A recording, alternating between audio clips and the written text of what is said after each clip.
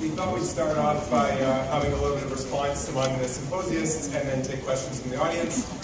This is going to be unstructured. The only rule is civility in terms of interruptions. Otherwise, let's have at it, folks. Well, actually, can I do a 2-minute thing? And then John I'll do a 2-minute thing, John can do a 2-minute thing, and then Pizarro can do a 2-minute thing. Does that work? And then just, All right. 2 minutes. So, lovely talks. The one point of clarification I wanted to make is that I'm not claiming that there should be just one foundation. Right? That is clear. I'm not saying that we should restrict our moral world to just harm and fairness, because I don't think that the foundation is real. Right? I think there are no moral foundations and not just one. Right? So what I'm suggesting is shifting the paradigm away from how we understand the moral mind from these specific mechanisms to understanding how we understand non-moral judgment in general. Right? So templates and prototypes, work that cognitive psychology has known for Eleanor Roche for a long time. So things like template matching. I think MFT provides an amazing taxonomy of evolutionary challenges and cultural variability, but there's some conceptual creep there that I think Pizarro picked out. Right? The conceptual creep is taking taxonomies, content, down to process. And I agree with Pizarro that we really need to figure out what the processes are, and that's what dyadic morality is all about, the processes. And I think how we get at that isn't by using measures that a priori believe that there are 5 foundations. So I think that the MFQ, for instance, is a bad measure for testing whether the MFT is correct, right? Because what the MFQ is MFT researchers sat down, came up with items that they thought would fit into 5 bins, and then they use it and say, look, it fits into 5 bins, but mostly just 2. So the key, I think, is design social psychological tasks with the help of more conceptual development that we can use social cognitive processes to really understand what's going on. So I think John and I are basically in agreement. We agree the moral world is rich, but what we disagree about is the structure of the human mind, whether it is relatively modular and mechanistic, or whether it is constructed.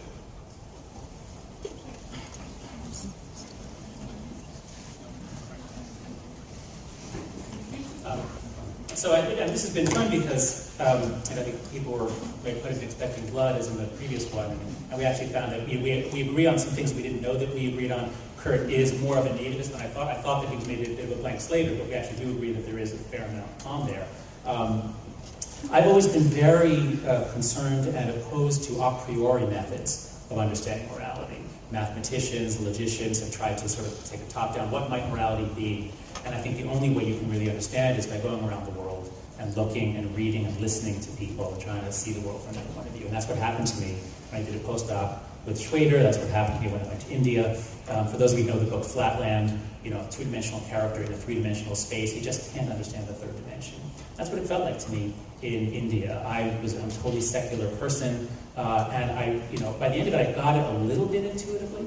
But we're having this discussion, this relates to David's point, that, we're putting stuff together, we're bad, we're really bad at it, because very few people in this room are really expert. Our culture doesn't really support that. If we talk to evangelicals, if you hang out in sort of yoga culture, if you spend time in India, or many other cultures.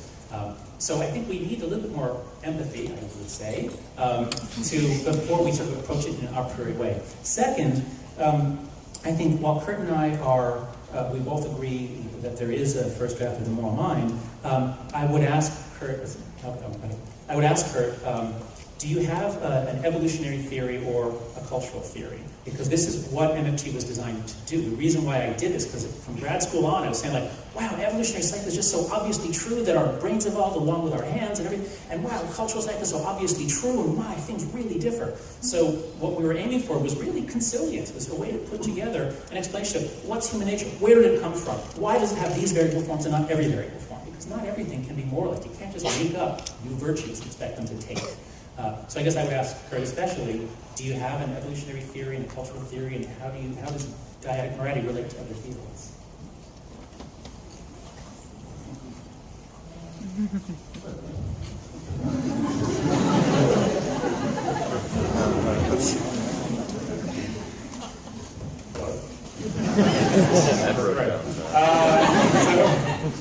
I think I have a psychological theory, and I have a theory that that's based upon psychological mechanisms of moral cognition.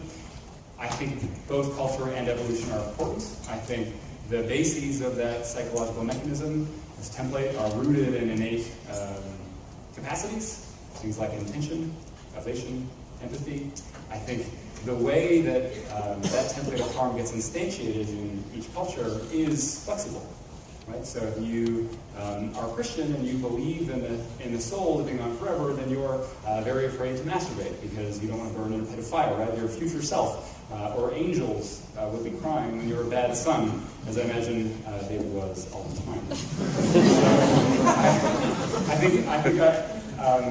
I agree that evolution and culture are both important, and I agree that we face a lot of adaptive challenges, and think that the work of Alan Fisk, for instance, is a good guide, a good taxonomy as well, as parceling out potential variants of moral concerns. But I think those potential variants can all be understood with a common template. And the more you moralize specific values, the more you ground them in harm.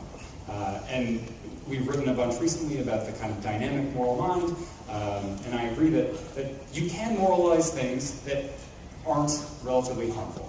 So I think we make that concession, in large part thanks to a lot of John's work, that if you're Jewish, you can moralize dropping the Torah.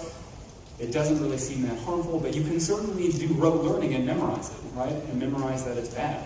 But I think that your ability to learn new norms, whether they're about a loyalty or authority or purity, is still grounded in harmfulness.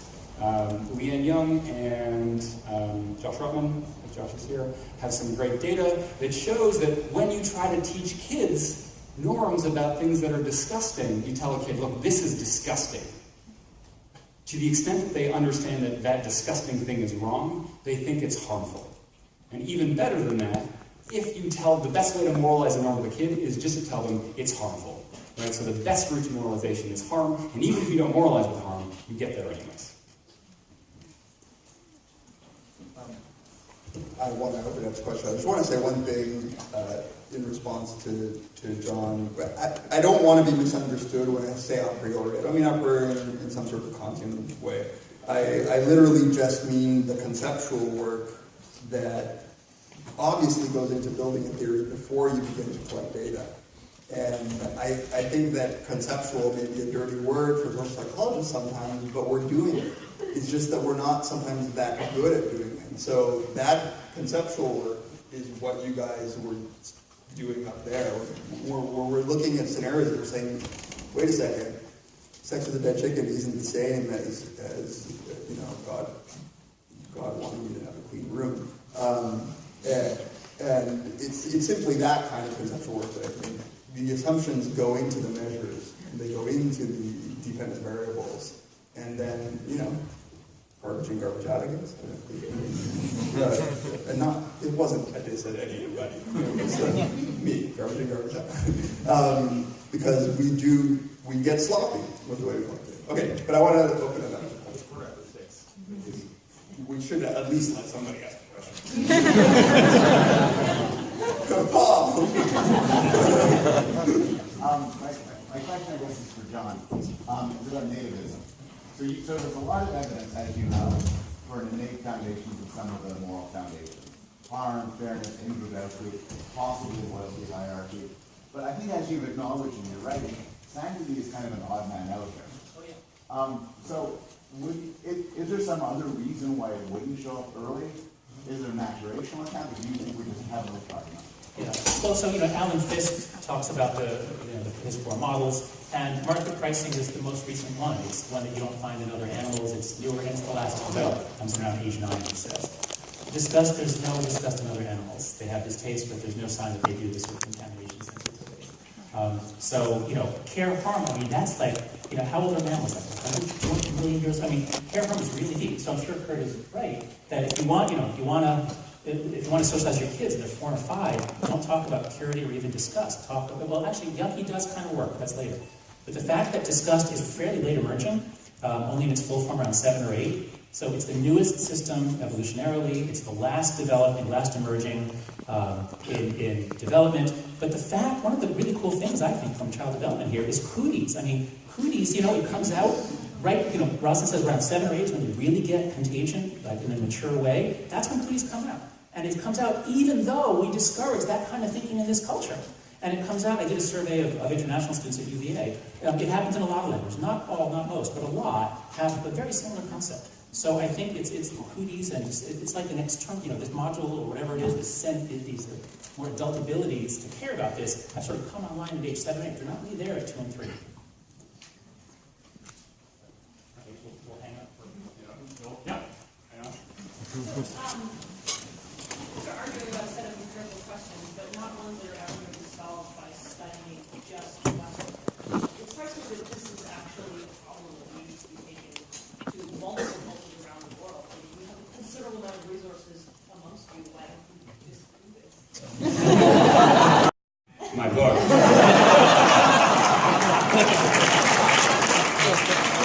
No, but I think it's a great question, and I totally agree that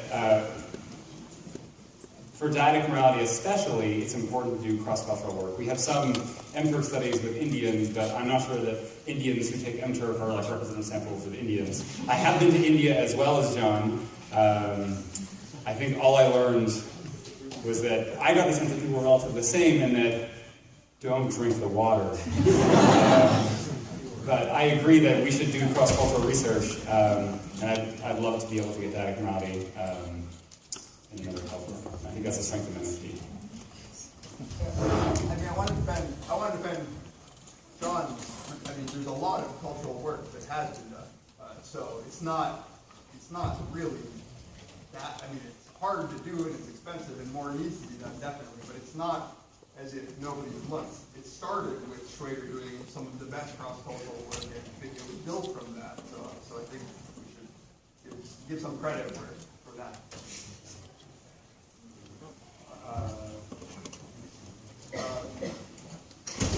Two more. There's 2 hands. So, yep. You else? So, I guess this is primarily a question for you. Okay. So, let's say that I agree that you're right and that really people's moral concerns are ultimately all about harm. It does seem to me that there's still like a ton of interesting differences across cultures, and within cultures and what people think is harmful. And yet there's also these cross-cultural similarities. So it's not clear to me dyadic morality is in a position to give an answer to how to categorize this. Like, why do people across cultures find certain stuff harmful or not? Or why do people disagree about what's harmful? Yeah, I think that's an amazing question. Chelsea and I have a paper that came out recently where we say that exact thing. We say, like, look, there's this underlying template. How do we understand these cultural differences, which John's work and Rick Schrader's work really demonstrates that there are cultural differences. And what we suggest is perhaps it's an understanding of the challenges that these cultures face, which you suggested as well, but it's really the perceived harm that these cultures face. So kosher laws, right? You're not supposed to eat shellfish if you're in the desert. Maybe the seafood you get isn't going to be great. But those things can persist over time because not only they get moralized, but they get rooted in some kind of form of harm. So it's this dynamic cycle of these like relatively arbitrary norms or not arbitrary norms getting moralized over time. But I think that's a great idea, and we're going to have to go to someone in the front row now to build off of that. Jesse Graham? Well, all right, so just one follow-up question.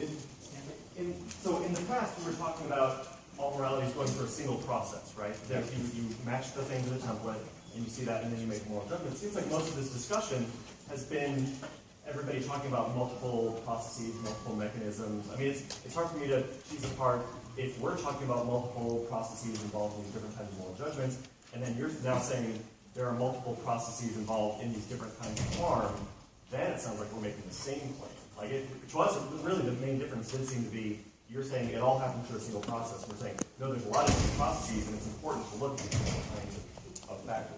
Yeah. So I think it hinges on the kind of model of the mind that you're using, right? So the traditional model of the mind, drawing from basic emotion, for instance, which I know you guys acknowledge has kind of been an inspiration to moral foundations theory, suggests that there's a set of distinct mechanisms or modules that correspond to functionalist challenge, right? This is what MFT suggests. And my thinking has been influenced recently by a colleague of mine in North Carolina named Kristen Lindquist, who also is on my way.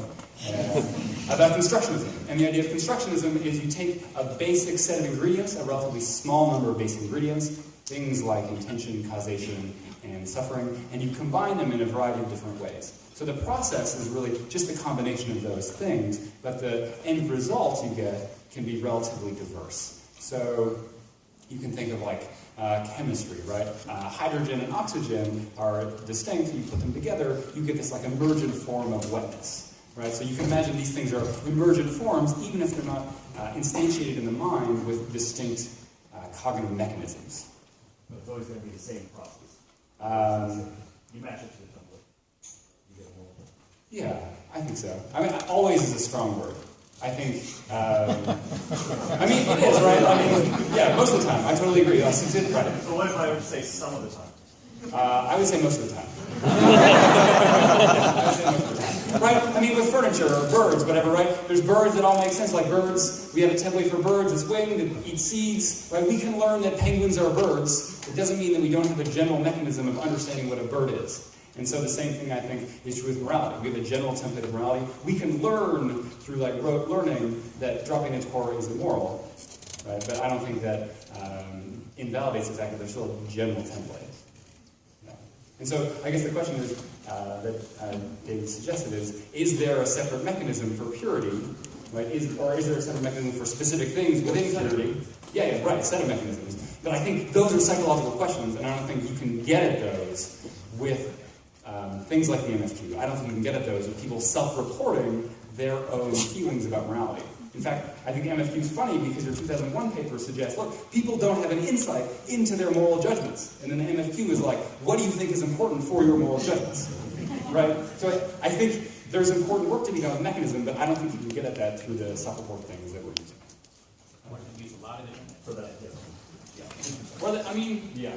But some of the words, right? Debate two to be followed up. Any deeper question? I thought it was over.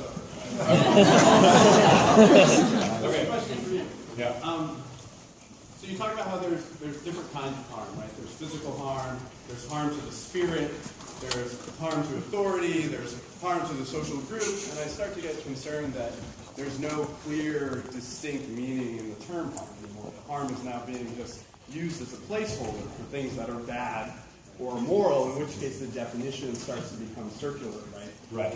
You know, what's morality? The core of morality is what people find harmful, which in the definition is everything. Everything that could be counted as immoral as defined by a particular culture. Right. So that's my concern, that you haven't given me any unique meaning. I like you're coming closer.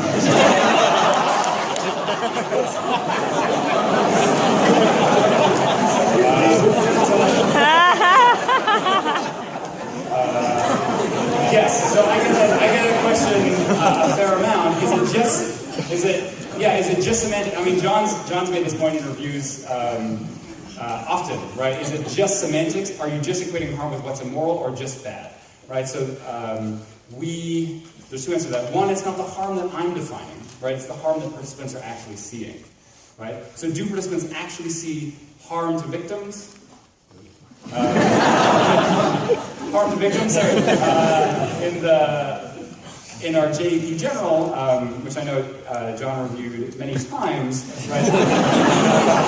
We took pains to show that when people see immorality in things like masturbation and these ostensibly harmless purity scenarios, that people actually saw kind of direct physical harm. It was primed at least, right? So hearing about someone masturbate, this was inspired by your scenarios. I actually think the scenarios are kind of amazing, even if they're weird. So masturbating to a picture of your dead sister, no, we made that up because it's excellent. Yeah. Because people thought that John's scenarios were like too harmful already, so we were like, well, she's dead, and but people saw harm, like direct physical harm, kind of intuitively within 300 milliseconds. They saw like children suffering, like literally children suffering very quickly. So it's not just harm that I'm saying. It's not just badness. In fact, we control for badness. But it is these, I think Dave said it well when he talks about these intermediates, right? There's these intermediate harms, but each of those harms is grounded in perceptions of harm to like children and suffering. So you can say that the more you think that those intermediate harm or intermediate areas like authority are immoral, the more you link them to harm. That's what I would say. Okay. Now wait, just wait. It would be terrible. Wait, it would be terrible if either one of us got the last words. What I propose is on the count of three, you and I both say, "Thank you very much. Good night." 1, 2, 3. Thank you very much. Good night.